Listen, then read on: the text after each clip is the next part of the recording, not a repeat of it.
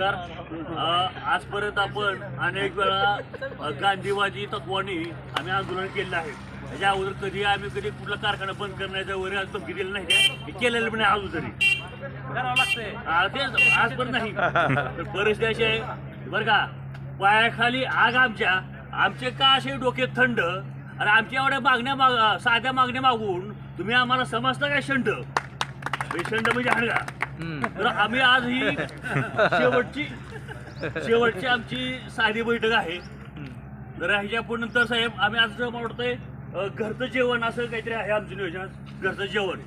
ह्याच्यानंतर आम्ही चक्री उपोषण, नंतर कारखाना बंद करणे हे असले प्रकार करणार आहोतच. तर कृपा करून यापर्यंत आम्हाला आणू नका. आमची रास्त मागणी आहे, फार नाही. बाकीच्या कारखान्याने 3100-3200 भाव दिलेला आहे, आम्ही फक्त 3000 भाव मागतोय आमच्या कुवतीनुसार, आमच्या लायकीनुसार. बरोबर, ती बी तुम्ही जर मान्य करत नसताल चला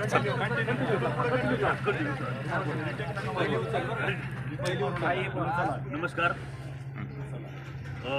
आजपर्यंत आम्ही साखर कारखान्यासमोर गांधीवादी तत्वाने अनेक वेळा आंदोलन केले. कधी आतमध्ये सोडून कोणाची दमदाटी केलेली नाही ह्या कारखान्याला. तरी आमची मागणी लवकर मान्य होत नाही.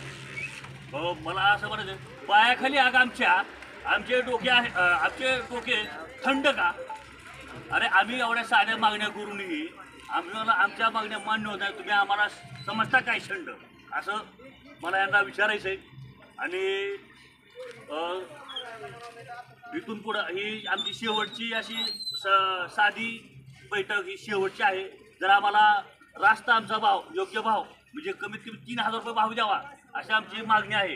ही जर आमची मागणी मान्य नाही केली किंवा मागणी पहिली उचलली 3000 द्यावी, ही आमची रास्त मागणी आहे. जी जर मागणी आमची मान्य नाही केली तर आम्ही इथून पुढं चक्री उपोषण, आमरण उपोषण हे असले. आणि दुसरं म्हणजे यांचे काही पट्टा बंद पडणे ही जो आम्ही प्रकार करणार आहोत.